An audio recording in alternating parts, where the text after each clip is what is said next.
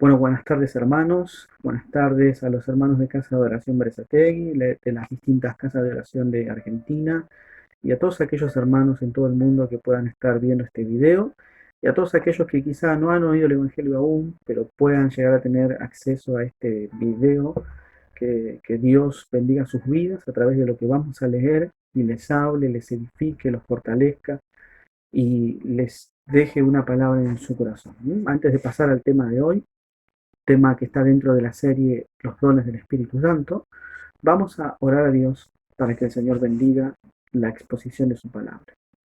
Padre, en el nombre de Jesús, te doy gracias y te bendigo, Padre, y te doy toda la gloria que tú mereces, toda la honra, Señor, y te ruego que en este momento en el que vamos a abrir tu palabra, Señor, ella traiga a nuestras vidas convicción de pecado, quebrantamiento, que nos muestre, Señor amado, cuánta necesidad tenemos de volvernos a ti de todo corazón cada día, que nos muestre, Señor, que tú eres el Dios de gloria, el Dios santo y puro, que, Señor, estás en este tiempo tratando con nuestros corazones, tratando con nosotros, tratando con tu iglesia y hablándole a un mundo, Señor, advirtiéndoles, Señor, de lo que va a venir y de lo que ya está sobre el mundo, Señor. Padre amado, te ruego que tú bendigas tu palabra, que bendigas a tu iglesia, que, Señor, tu palabra caiga en buena tierra, Señor, que pueda llevar fruto. Y oro específicamente en este tiempo por mis hermanos de Berazategui, por las familias, por los matrimonios, por los niños, los jóvenes, adolescentes, por cada familia, cada hogar que está sintonizando, Señor, en este momento. Por cada uno de ellos, Señor, oro en el nombre de Jesús. Sabemos que es un tiempo en donde tu iglesia es también probada, Señor, porque la fe del creyente necesita ser probada, siendo esta más preciosa que el oro, Señor, y necesita ser probada con fuego, Señor. Yo te ruego que podamos salir, Señor, a través de las distintas pruebas que pueda tocarnos a cada uno, que podamos salir aprobados, porque tu venida está cercana, Señor. Así que te ruego que nos bendigas por medio de esta palabra, Señor, y fortalezcas nuestras vidas, fortalezcas a tu iglesia, a aquellos que te están sirviendo, Señor, a toda tu iglesia en todo el mundo, Señor. Tú les bendigas en el nombre de Jesús. Amén. Bueno, mis hermanos, vamos a compartir el tema del día de hoy rápidamente, que es el oficio apostólico. Venimos tocando los dones del Espíritu Santo y la semana pasada compartimos el don de pastor y maestro, y en esta oportunidad vamos a tocar el don apostólico, que es uno de los dones, o más precisamente uno de los oficios que Dios ha dado a hombres dentro de la historia de la iglesia, y que involucraron estos oficios o dones la palabra hablada. ¿Mm? Como ya es de conocimiento casi común, quiero empezar comentándoles que hace más o menos 2 décadas, aproximadamente en el año 2000, hace más o menos 2 décadas se viene hablando dentro de la iglesia evangélica, se viene hablando y promoviendo lo que se conoce como reforma apostólica. ¿Sí? También se le conoce con el nombre restauración apostólica o la segunda era apostólica. ¿Sí? Bueno, los defensores y proclamadores de este movimiento presentan argumentos, algunos tratan de esgrimir argumentos bíblicos con el fin de reclamar esta restauración apostólica, o sea, tratando de dar validez o autoridad bíblica a lo que ellos llaman el movimiento y la restauración apostólica. ¿Sí? Eh, a pesar de estos intentos de aseverar de que Dios está en este tiempo restaurando el, el oficio apostólico, la Biblia parece no sostener o aseverar tal cosa. ¿Mm? Así que mi intención no es discutir, ni, ni tampoco cuestionar, ni deslegitimar, ni entrar en contiendas, ni nada de esas cosas. Simplemente es una revisión de lo que dice la Escritura acerca del oficio apostólico y de lo que nosotros como iglesia bíblica debemos tener en cuenta en cuanto a este oficio. ¿Mm? Antes de comenzar, hay algunas preguntas que al momento de hablar del apostolado uno suele hacerse. Entre esas preguntas tenemos las siguientes. ¿Cuál es la naturaleza del oficio apostólico? Es decir, ¿cuáles son sus características? Otra pregunta puede ser, ¿está vigente este oficio hoy? O, por ejemplo, ¿cuáles deben ser las características de un apóstol si esto estuviera vigente? Bueno, a través de la escritura vamos a intentar responder eh, a todos estos interrogantes. ¿Sí? En principio, tenemos que ir al significado del término. ¿Sí? Hay cuatro, al menos, significados del término o del verbo apostelio. El término apóstol se traduce del verbo apostelo y básicamente significa enviar o un enviado. El término apóstol es de un uso diverso en el Nuevo Testamento. Por ejemplo, se usó para hablar de alguien que fue enviado con cualquier misión. Por ejemplo, yo mando a mi hijo al almacén y él es un enviado a comprar algo. ¿eh? Eh, en Juan 13:16 dice así, les digo la verdad, ustedes ya saben que un siervo no es superior a su amo y que ningún mensajero es más importante que el que lo envió. Allí la palabra mensajero, ¿sí?, se traduce de la palabra apostelo, que básicamente significa un enviado. Un segundo sentido de la palabra apostelo es la palabra mensajero, en el que acabé de mencionar es un enviado, pero también se puede traducir mensajero. Así lo traduce 2 Corintios, capítulo 8, verso 23, que dice así: En cuanto a Tito, es mi compañero y colaborador para con vosotros, y en cuanto a nuestros hermanos, son mensajeros de las iglesias y gloria de Cristo. ¿Sí? Aquí la palabra traducida es la palabra apostelo y se traduce como mensajero. Pablo está haciendo referencia a un grupo de hermanos que tenían la tarea de ser mensajeros de las iglesias. Esto puede significar llevar distintos mensajes a las iglesias, mensajes referentes a la vida de la iglesia. Otro significado también de la palabra apostelos la podemos encontrar en Hechos 14:14. Apostelos era una palabra que se utilizaba para referirse a algún discípulo que había sido enviado a predicar el Evangelio también. Ahí en Hechos 14:14 dice, al ver esto, los apóstoles rasgaron sus vestidos corriendo hacia la multitud y les gritaron. Bueno, aquí la palabra los apóstoles está aplicada a Bernabé y a Pablo. Nosotros sabemos que de ellos dos, el que era conocido y reconocido como apóstol de Jesucristo era solamente el apóstol Pablo. En cuanto a Bernabé, que era el compañero del apóstol Pablo, él era conocido como maestro en la iglesia, pero específicamente el que era apóstol era Pablo. Sin embargo, los dos, como habían sido enviados, ¿sí?, habían sido comisionados para ir a predicar, a los dos se les refiere como apóstoles. El otro significado o el otro uso que se le da en el Nuevo Testamento es cuando se habla de los apóstoles, aquellos que Jesús comisionó, estableció y envió a predicar el Evangelio que Él les dejó. Entre ellos están los 12, y de entre los 12, obviamente el que también sobresale fue el que ingresó último, que fue el apóstol Pablo.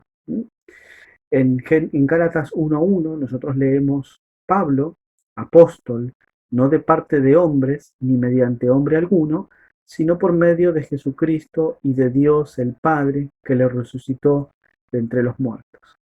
Aquí aparece la palabra apostelos y se usa básicamente para, Pablo la utiliza para hacer su presentación en la carta y para significar que la carta tiene autoridad apostólica. Es decir, que él como apóstol lo que él está escribiendo es un mensaje que no se le ocurrió a él, sino que viene de parte del Señor mismo.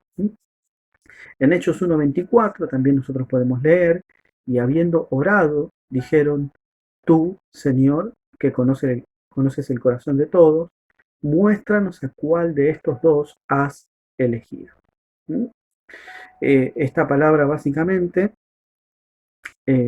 narra cuando los discípulos, los apóstoles, estaban, digamos, eligiendo a aquel que iba a ser al reemplazo de Judas, quien había abandonado el apostolado y se había suicidado luego de haber entregado al Señor Jesús. ¿Mm? Ahora, ¿cuál es el propósito del oficio apostólico? ¿Mm? Bueno, el oficio apostólico fue un don de gracia que Dios dio a la iglesia. Eso es lo que fue el oficio apostólico. Los apóstoles fueron como una gracia concedida por Dios para la edificación de su pueblo. Ese era el propósito del apostolado o de este oficio, edificar la iglesia en sus inicios. Su fin era establecer o colocar el fundamento de la iglesia cristiana, es decir, colocar los cimientos de la fe cristiana mediante los libros escritos y las enseñanzas que ellos comunicaban.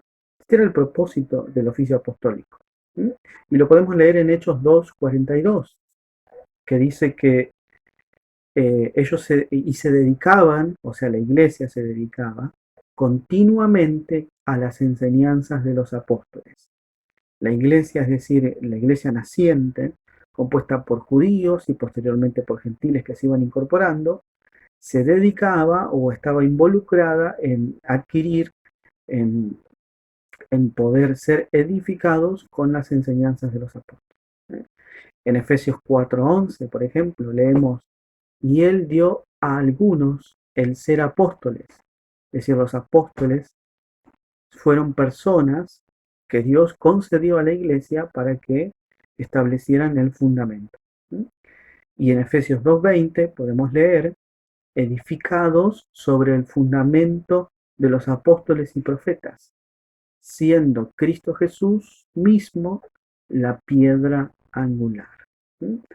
En fin, la tarea de los apóstoles benefició a la iglesia por siglos y lo sigue haciendo hoy, porque los apóstoles fueron los que establecieron el cuerpo de doctrina cristiana que nosotros tenemos en el Nuevo Testamento, que no es ni más ni menos que descubrir a la persona de Jesús y a través de las profecías bíblicas del Antiguo Testamento. Cristo sin duda les dio una tarea sumamente difícil, en un momento difícil, pues ellos pasaron por la experiencia de sufrir por la causa de Jesús. Ellos llegaron a ser considerados la escoria del mundo. De hecho, Pablo dice, nosotros hemos venido a ser como la escoria del mundo, el desecho de todos. Ellos llegaron a ser tenidos en nada y en ocasiones a sufrir afrentas de parte de la misma iglesia. Tal es el caso de Pablo, que era cuestionado, su apostolado era cuestionado, era su predicación, su tarea fue cuestionada y criticada de parte de la misma iglesia que se había beneficiado de su ministerio, de su predicación. En cuanto al propósito de este oficio, vemos que tuvo el carácter fundacional, es decir, queda claro por lo que hemos leído que el objetivo, ¿sí?, o la misión o el propósito de este oficio era fundacional, ¿sí? Es decir, echar los cimientos de la iglesia cristiana. Por eso dice Efesios 2:20, edificados sobre el fundamento de los apóstoles y profetas. Nosotros sabemos que el fundamento de la iglesia es uno solo, es una persona, la persona de Cristo. Él es la piedra angular, de acuerdo a lo que dice Efesios 2:20, y siendo la principal piedra del ángulo, Jesucristo mismo. Es importante esto porque la Biblia habla de fundamento de los apóstoles y habla de Cristo como principal piedra del ángulo. Es decir, la iglesia tiene un solo fundamento y ese fundamento es Jesús. Lo dice primero a los Corintios 3:11. Dice, La base de todo ya está construida y nadie puede construir otra porque esa base es Jesucristo. Es decir, la iglesia no necesita otra base, la base ya está colocada, es una sola, es la persona de Jesús, el cimiento, el que sostiene a todo el edificio que es la iglesia. ¿Mm? Ahora entonces surge la pregunta, ¿en qué sentido la iglesia es edificada sobre el fundamento de los apóstoles? ¿O qué es el fundamento de los apóstoles? Bueno, el fundamento de los apóstoles, cuando habla de Efesios 2:20, edificada sobre el fundamento de los apóstoles y profetas, básicamente hace referencia a dos cosas. La primera es la tarea evangelizadora, ¿sí? Para que la iglesia naciera y creciera y fuera establecida, ¿sí?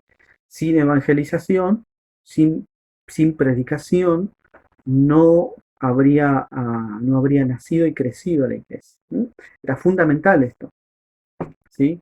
Es decir, que cuando se habla de que la iglesia es edificada sobre el fundamento de los apóstoles, significa que el cuerpo de Cristo comenzó a crecer, comenzó a nacer en base a la predicación de los apóstoles. ¿Eh? De hecho, la primera predicación la realiza el apóstol Pedro, allí en el día de Pentecostés, y la iglesia crece en ese mismo día a un número de 3000 y pico, porque ya había creyentes, 3000 y pico.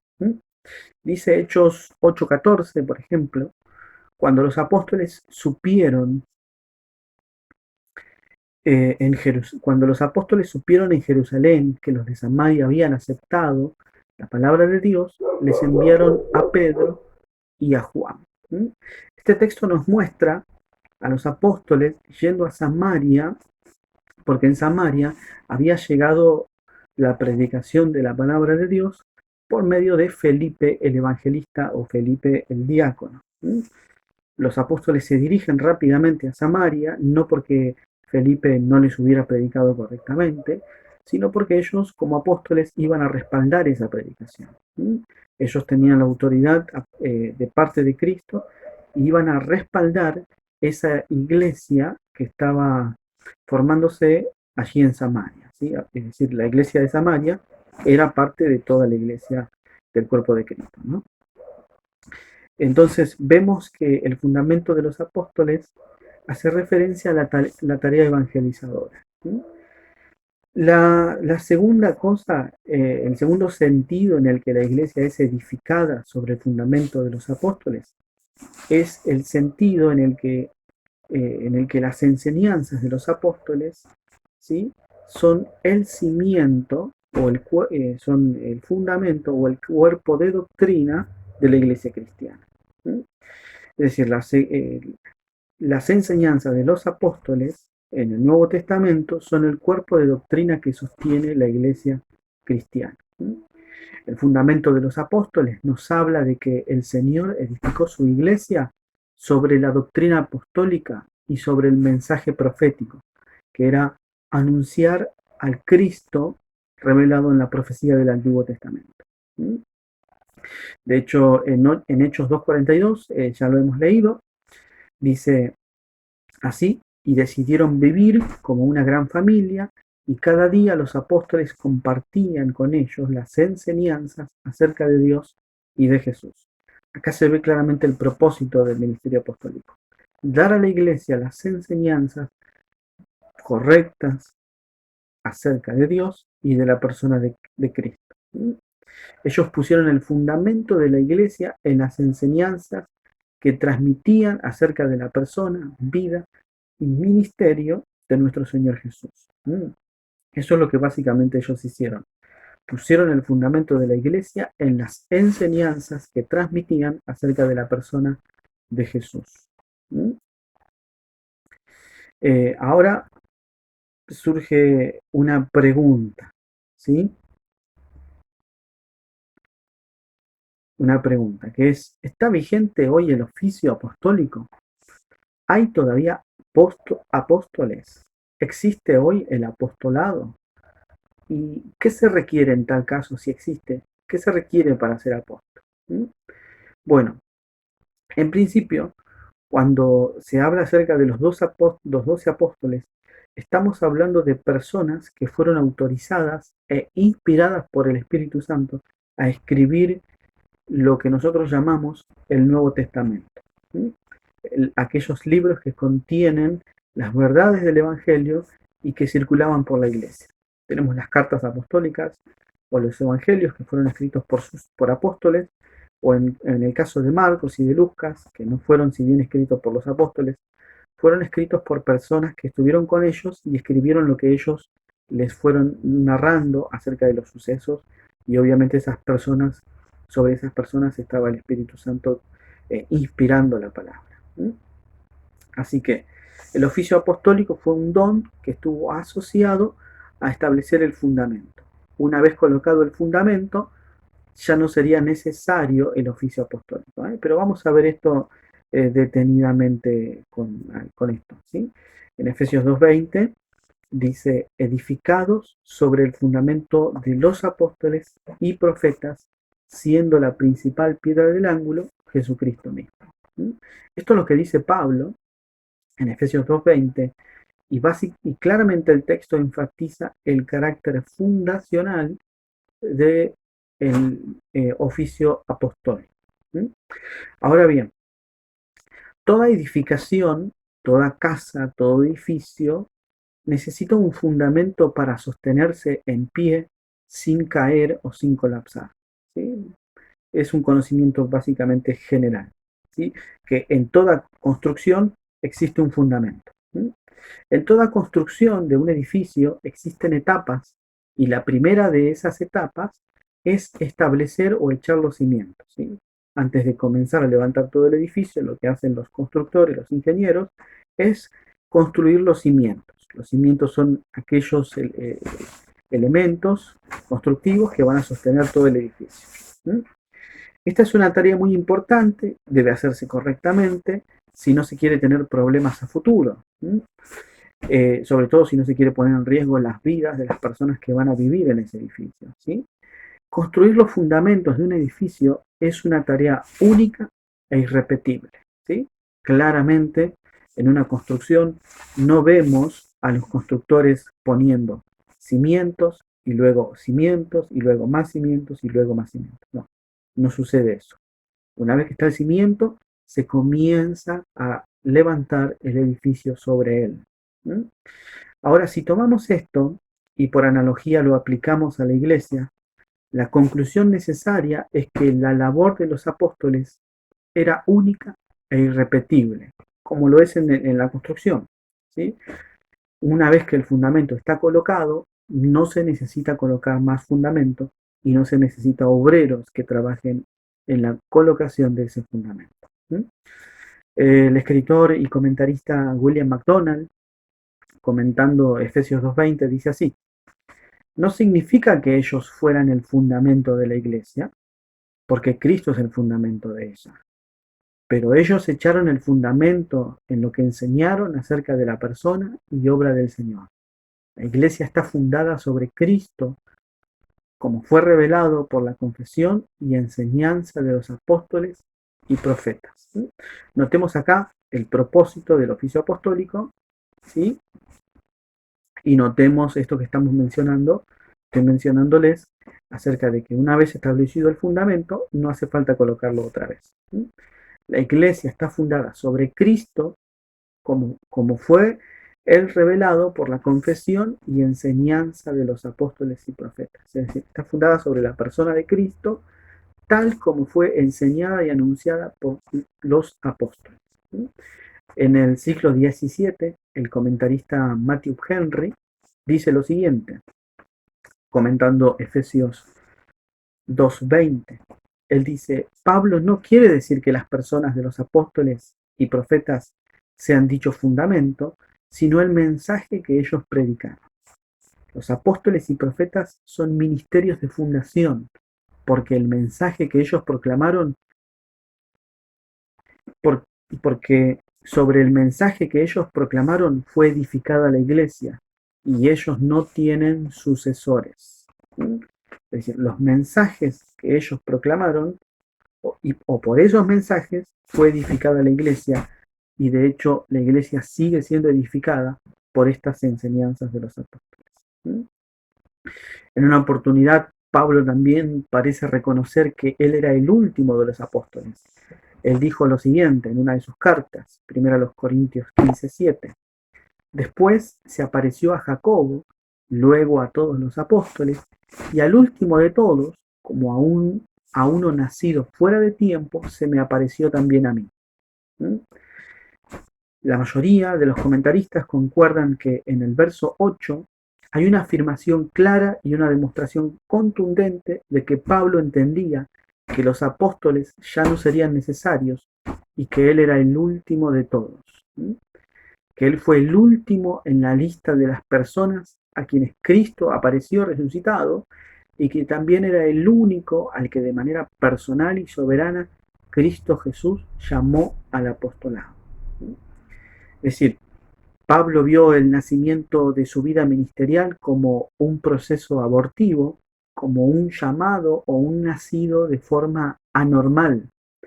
Él está diciendo, yo soy el único caso de una persona a la que se le apareció Jesucristo para hablar de forma personal y audible y constituirme apóstol. Esto es lo que él está indicando en este texto. Esto lo podemos encontrar en Hechos 26:15. Lo voy a leer para que quede un poco más claro. Dice así, yo entonces dije, ¿quién eres, Señor? Y el Señor dijo, yo soy Jesús a quien tú persigues, pero levántate y ponte sobre tus pies, porque para esto he aparecido a ti, para ponerte por ministro y testigo de las cosas que has visto y de aquellas en que me apareceré a ti, librándote de tu pueblo y de los gentiles, a quienes ahora te envío, para que abra sus ojos, para que se conviertan de las tinieblas a la luz y de la potestad de Satanás a Dios, para que reciban por la fe que es en mí perdón de pecados y herencia entre los santificados. ¿Mm? Claramente el Señor está hablándole y está presentándose a Pablo de manera muy clara y encargándole, comisionándole la tarea y el oficio del apostolado. ¿Mm? ¿Para qué? Para llevar el mensaje y ser testigo de las cosas que has visto y de aquellas en que me apareceré a ti. Todas aquellas cosas de las que Pablo fue testigo están escritas en las cartas del Nuevo Testamento que llevan su autoría. ¿Mm? Claramente Pablo no había sido discípulo de Cristo durante su ministerio personal sobre la tierra, pero Jesús le concedió por gracia llegar a ser un testigo ocular de Jesús resucitado. Este era el requisito fundamental para que la persona fuera llamada apóstol. Aunque Pablo no había visto a Jesús resucitado en esos 40 días, él sí lo había visto resucitado cuando Jesús se le apareció y eso le daba la posibilidad de ser un apóstol de Jesucristo, porque el Señor le mostró de manera personal eh, todo lo relacionado a su ministerio, a su obra, a la profecía bíblica que hablaba acerca de él. ¿Mm?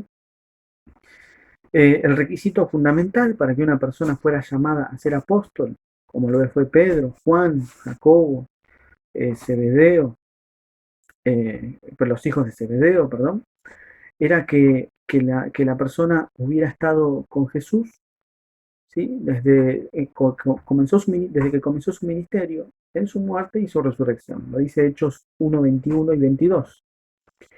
Así que tenemos que elegir a uno que haya estado con nosotros durante todo el tiempo que estuvimos con el Señor Jesús, desde que Juan comenzó a bautizar hasta el día en que Jesús subió al cielo. Tendrá también que dar testimonio con nosotros de la resurrección de Jesús. Aquí vemos a los discípulos estableciendo las cláusulas, las condiciones, ¿sí?, que debía cumplir un hombre para poder ocupar el lugar que Judas había dejado, ¿sí?, para hacer el reemplazo. ¿Sí? Ahora, una segunda razón para pensar que el apostolado, el oficio apostólico, como fue el de Pablo, el de Pedro, no está vigente hoy, ¿sí?, además de que tenía que tener estas características, es el hecho de que Jacobo, hermano de Juan, También fue apóstol y líder de la iglesia, y él fue asesinado por el rey Herodes a temprana edad de la iglesia, y no se buscó un sucesor para Jacob. Al contrario, quedó así. Dice Hechos 12, 1 al 2. En aquel mismo tiempo, el rey Herodes echó mano a algunos de la iglesia para matarles y mató a espada a Jacobo, hermano de Juan. Vemos que a Jacobo se le da muerte a muy temprana edad de la iglesia, y nunca vemos la necesidad de reemplazarlo con otro apóstol, ¿sí? El lugar había sido dejado por Jacobo, porque a él lo habían asesinado, y nadie buscó un reemplazo para él. La Biblia no lo muestra. Parece claro que los apóstoles entendían que el oficio apostólico era único e irrepetible y que no tendría vigencia luego de que ellos murieran. Por lo tanto, el oficio apostólico ya no tiene vigencia en estos días. La iglesia ya no necesita apóstoles, pues cumplieron su propósito, y el pueblo cristiano se benefició de su labor, aunque ellos mismos no están con nosotros. A través de lo que hemos leído podemos deducir, concluir que el oficio apostólico, como lo fue el de Pedro, el de Juan, el de Mateo, ¿sí?, el de Jacobo, ¿sí?, el de Judas Tadeo, el de Simón, el de todos esos apóstoles que el Señor apartó, el oficio apostólico no tuvo sucesión ni tiene vigencia el día de hoy. Pero en el presente ciclo existe lo que puede llamarse tarea apostólica. Si bien el oficio como tal no existe, sí existe la tarea apostólica. Si apóstol significa enviado o mensajero, en el presente tenemos mensajeros, tenemos enviados, ¿sí? Necesitamos en este tiempo, de hecho, de mensajeros y de enviados a dar el mensaje de Dios. Jesús claramente nos enseñó la necesidad de orar a Dios para que envíe obreros a su mies, hijos e hijas del rey que estén dispuestos a plantarse en territorios cercanos y distantes para dar el mensaje de salvación. Esto está allí en Mateo 9, 37 y 38, donde dice: Jesús les dijo a sus discípulos: son muchos los que necesitan entrar al reino de Dios, pero son pocos los discípulos para anunciarles las buenas noticias. Por eso, pídanle a Dios que envíe, note la palabra envíe, más discípulos para que compartan las buenas noticias con toda esa gente. Claramente el Señor nos está hablando y presentando el panorama en el mundo hoy. Muchas personas necesitan escuchar el mensaje y pocos son los que están dispuestos o preparados para anunciar esa buena noticia. Nuestra tarea hoy es orar a Dios, que Él envíe más discípulos que compartan las buenas noticias. Hoy hace falta esta clase de mensajeros, esta clase de enviados. Esto es lo que la iglesia necesita hoy, ¿sí? Hace falta de esos mensajeros y hace falta iglesias que los sostengan en oración y económicamente. La verdadera iglesia apostólica, la que está fundada en el mensaje de los apóstoles y profetas, sabe que su misión es dar a conocer a su Salvador. Y la única forma de darlo a conocer es con personas que lo anuncian. Por eso hace falta mensajeros, enviados. En este sentido, sí hace falta apóstoles, personas que estén dispuestas a ir a otros territorios o territorios cercanos o mismo en su entorno, en su alrededor.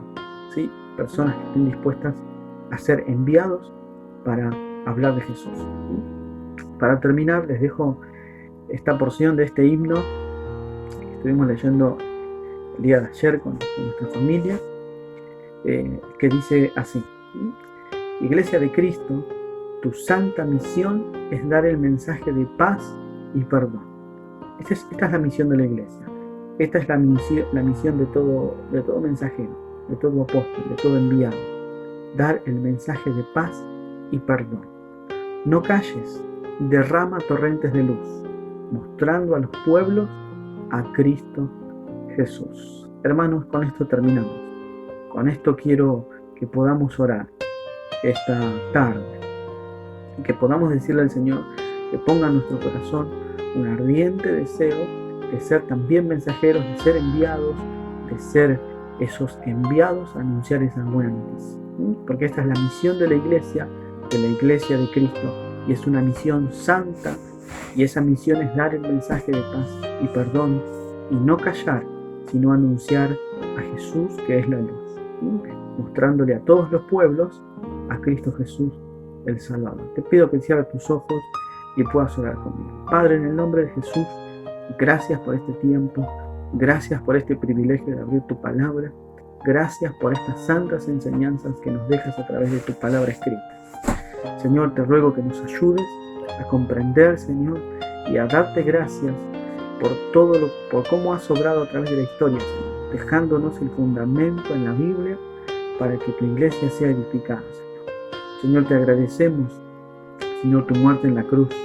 Señor, te agradecemos el haber ocupado nuestro lugar en el Calvario, Señor. Te agradecemos porque por tus heridas y tus llagas somos nosotros sanados, podemos recibir el perdón de pecados y podemos, una vez sido salvos, Señor, también anunciar el mensaje santo.